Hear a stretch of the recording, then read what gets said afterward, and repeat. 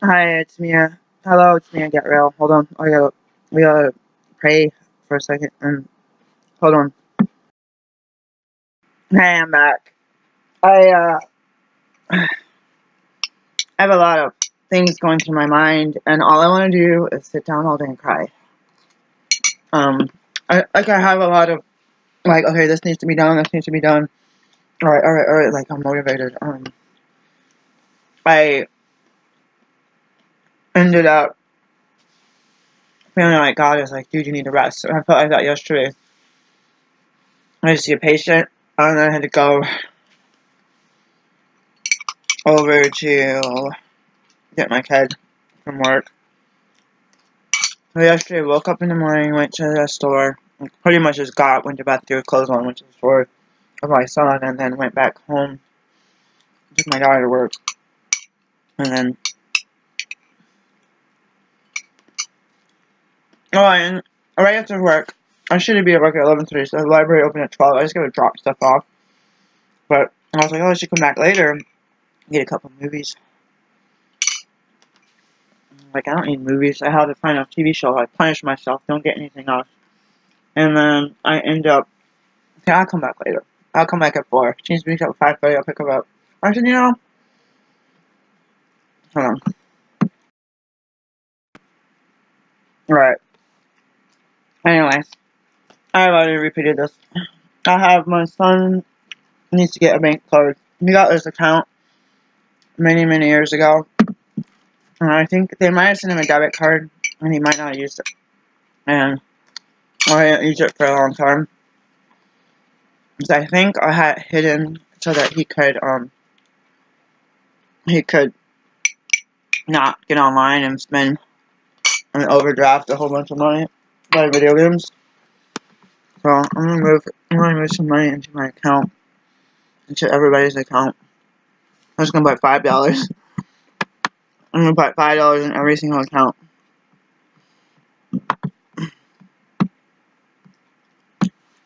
that I have connected. But sometimes I want somebody to help ground me. Like I want I really want a man, like a partner, to help the yin and the yang, to help even each other out. And sometimes I hate to ask God to help me with relationships, so I was in the car talking to myself and recording. When I say I'm going to talk about relationships in this video, but it's relationships with God, relationships with self, and relationships with other people. And then fine-tuning the other people to children, or even like my pets, other earthlings, society, to this dating partner. And I'm so overwhelmed. Yesterday I'm just like, God, I feel like crap. Kind of be nurtured by somebody, get like hugged by somebody, and I want to, at the same time, I'm always two extremes. I just want to be held for the next 3 days straight and just be in bliss. But I just want to drive myself to the beach and just cry, stop at there's only like one rest stop, and just dump all my dirty tissues and just get in the car and cry and shout to Jesus that I need to be free from all this bondage and that I'm so lonely and painful, and it's like, okay, I gotta go find myself at the Oregon coast, and like, in actuality, it's like, I want to go with somebody. I had a dream like a Martin Luther King Jr. dream, that I could be that person that would marry into a family that had relatives, like they had like parents and aunts and uncles and cousins and siblings and children and their children's spouses and kids. They had grandkids. Like, I wanted to marry into this big, huge family because I'm like so alone all the time, and it's like I don't get to sit down at a table and eat with other people. So when I've been doing that lately, it's just been kind of awkward. It's not been awkward because I grew up sitting at the table with my family and going to family reunions and going to grandma's house. But it's been like that movie Party Girl, like it's 24 or 25 years old, that one movie. It's hard to believe how old that movie is. It came out when I was sometime between I was in 8th grade and 9th grade. I gotta weigh in and I gotta turn my water off. But I just get like where I'm 5, 10, 15, 20, 25, 30, 35, 40, 45, 50, 55, 60. It's gonna cost me $60. 60, 65. Alright, so I'm gonna spend $65 by putting $5 in every account. I gotta do the same thing in person at the bank up the street. I could do that. There's a back way to get to work if I do that. I gotta take 2 left turns. I think there's a light there. I'm finding out a channel for that one. Let me get the ball roll and do the first one. So $65.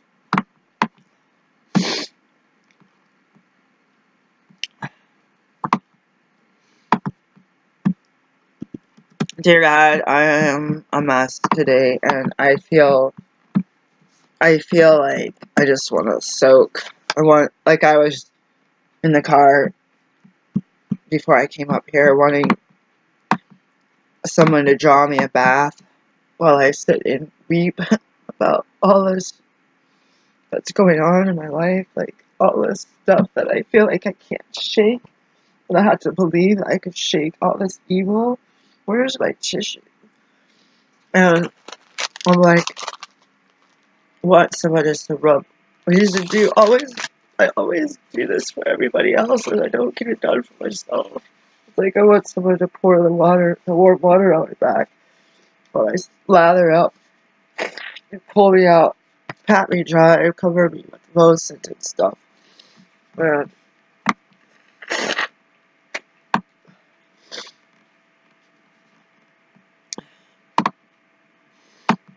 And then wrap me in this thick, warm sheet, carry me up.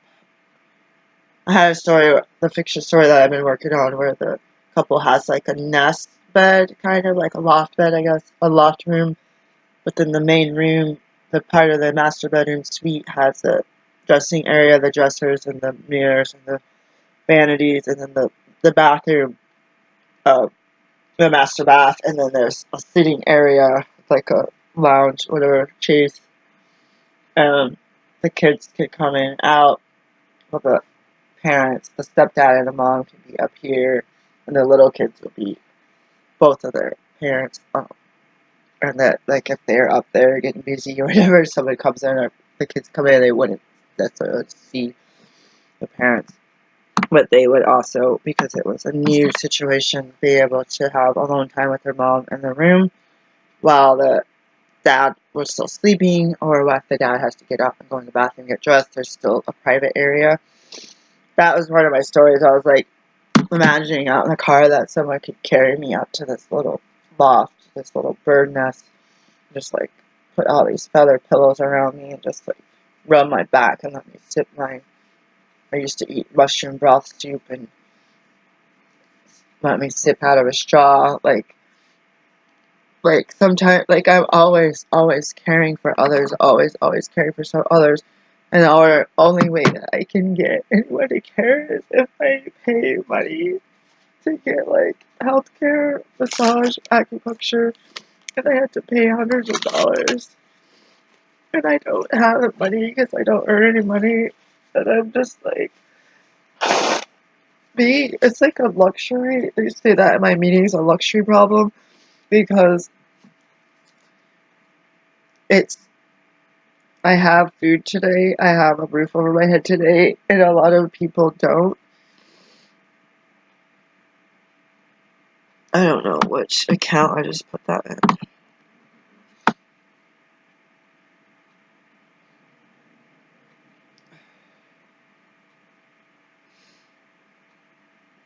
A lot of people are, there's a guy I've seen talking about 20 years for about 15 years on the side of the road with a bike, and he's dirty, and he's pretty much living out of the grocery stores and dumpsters, and it's like one of us. It's like I feel bad. It's like spending money on something, and I could use that. I'm spending money on something because I keep, like purses. I keep on having these purses fall apart. It's like spending money on something. Okay, let's do this one. Pause the video. So I'm being a brat today, and that makes me feel guilty because I'm a people pleaser. So when I ask God to help me be nourished and taken care of, and to me to have money, is so that I can give back, so that someone can help me to feel rested and to have money, that I can donate money out, and I can donate my time out, and I can work my business and be a smart, intelligent physician, and I could stop, so I could bring in, the law of attraction right now, bring me in goodness, prosperity, health, peace, serenity, sobriety, and I could give that stuff back out. And with that energy, when you think of a science experiment, you set it up so this chemical reaction and entropy or whatever, this heat release or heat cold, like whatever happens, you set up a chemistry experiment in the lab, and you set up your flask, and you set up your Bunsen burner and all this stuff, and you mix the right things. You want this chemical reaction to happen. So I need to take it back to a logical or a linear thinking. So you want this to happen, you do this on a spiritual plane, a mental, emotional, spiritual plane, and use a physical body to create this magic. Making crystals. We made it like a snow globe thing I wish I still had. And okay, it was one of the most awesome things that I made besides the clove oil and extracting caffeine.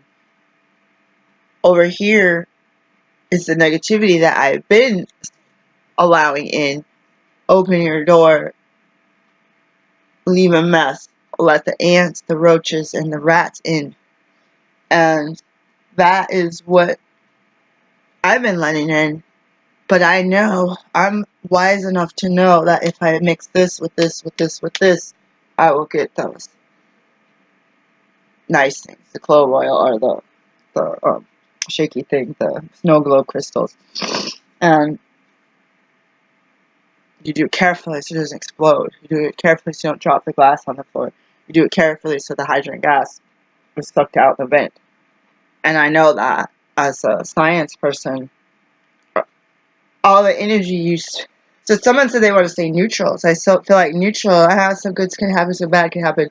I feel like neutral is not a good place. It's better to stay in negative. It's a way to work yourself. But I feel like if you're spending the time doing this, I don't want to say experiment, but doing this experiment, I don't want to call it that. You're making something. It's like if you're a lab and you need to make an essential oil, you know what to do. You know exactly what to do. And you know exactly what you need, how much you need of it, what heat to put it on, how to extract it, what kind of tools you need, what kind of protection you need to keep everything clean. You know what you need. You know how to do it.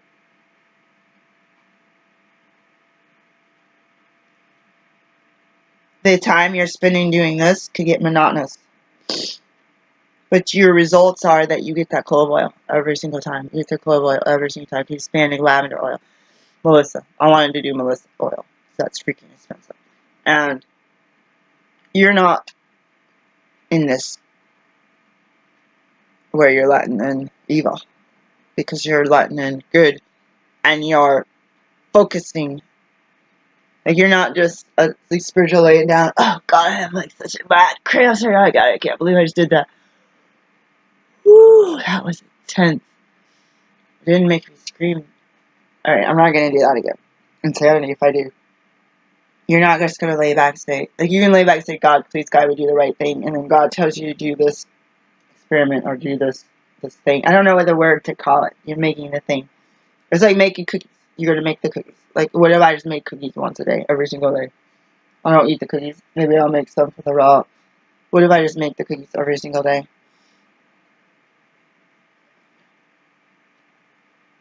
I say, God, please guide me, make the cookies, and you feel hope and you feel faith that you're gonna focus on this, the right stuff. I'm on the right side of my body, the right stuff, and then push the stuff out of your life. You don't have time or room.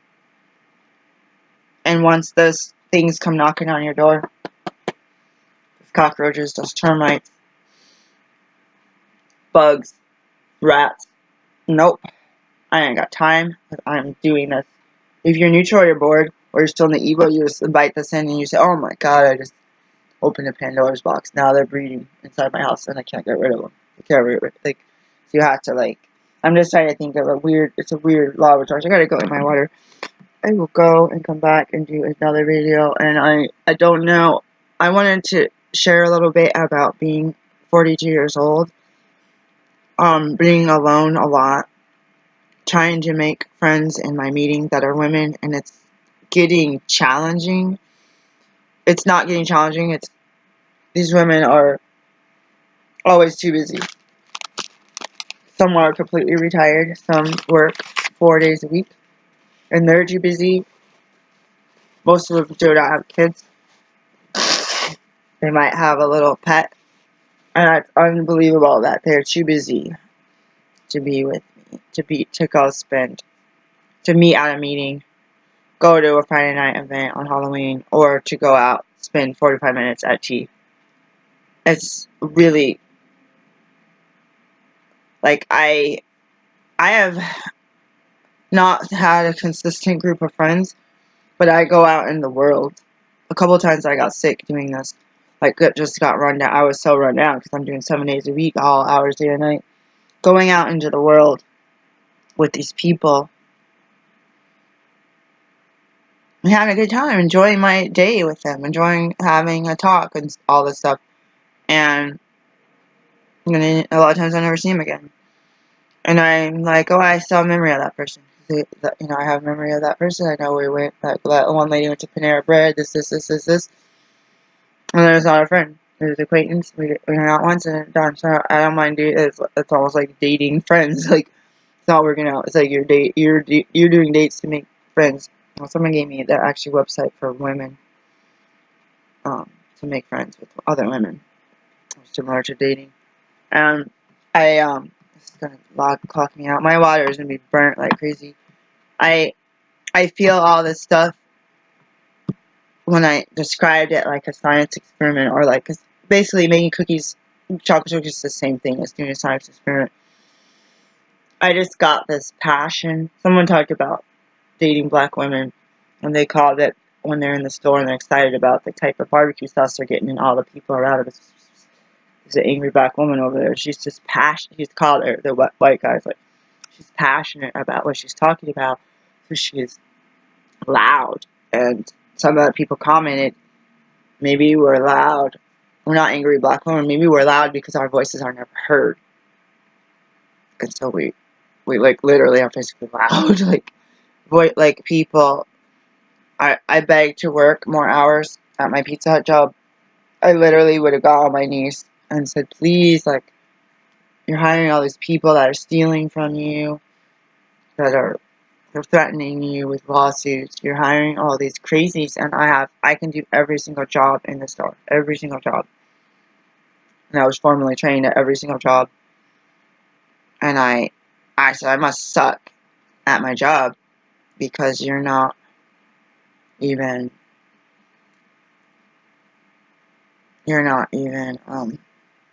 letting me work the minimum hours that I was working when you started.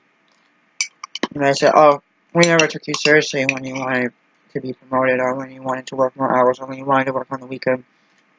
or you wanted to drive. Like, you didn't take me seriously. Just like when if I were to ask, if I wanted to go to sex therapy, I wanted to go to therapy for abuse and post um, sex assault. I was messing with my life, my mind, and the abuse makes me feel like I don't deserve to be here, and then adding racism and oppression makes it worse.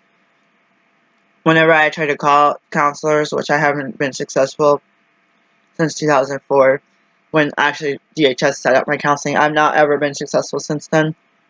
I'm like sitting here and I'm thinking in my mind, when I pick up the phone, I'm more than beyond hurting to the point where I feel like I can't go on with life. Like, I feel like I can't, like I'm going to be in depression. I won't be able to get up and go to work tomorrow.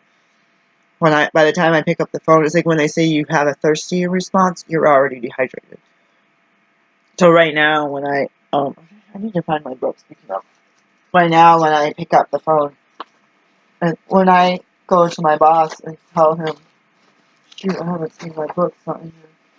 I haven't seen my book in a long time, actually. When I pick up the phone to tell my boss that I need to work, and here's all the hours, 7 days this week I could work, and they never call me in, and then they spread rumors to the shift lead that I never want to work, and then they hire new people to cover the job that I don't want to do, and I should have typed it and saved all of the letters and showed them, like, every week I put all the hours I want. You wouldn't let me work, and people wanted to get some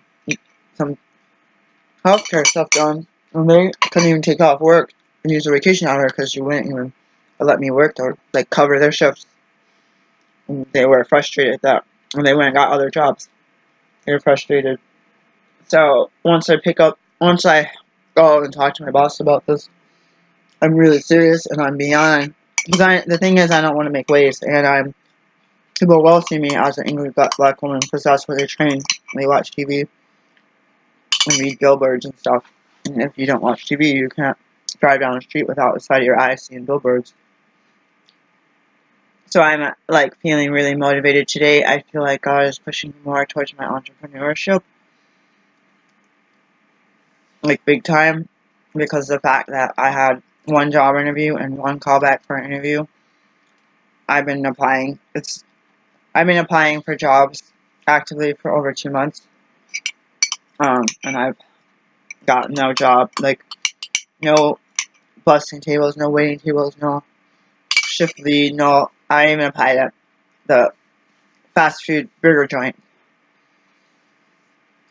I'm like, really? Like, where I work, everybody's always quitting, and they're always taking applications. They're always taking applications at the fast food restaurant. Like, I'm surprised that I didn't get any kind of interview, but especially since I have experience, so I'm really shocked. I do get missed calls, which I keep looking at my phone. I don't know who called.